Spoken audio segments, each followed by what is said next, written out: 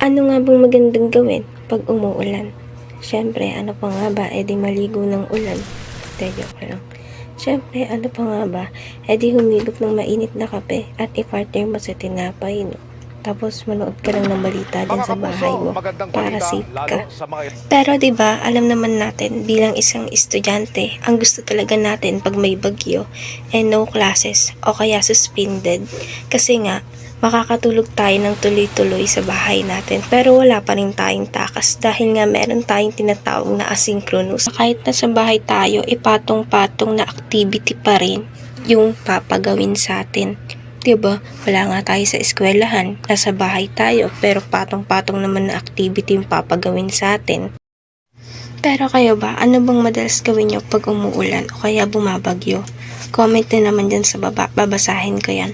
Okay, back to the stories. Kasi kami ng family ko, mas gusto lang namin mag-stay sa bahay kaysa naman lumabas ng bahay.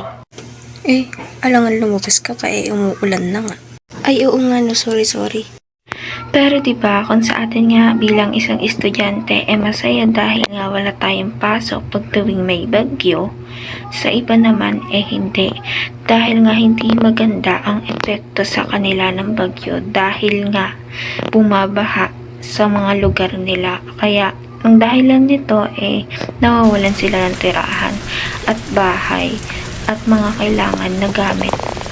So, yun lang no, yung video natin ngayon. Dito ko na siya tatapusin. So, yun lang.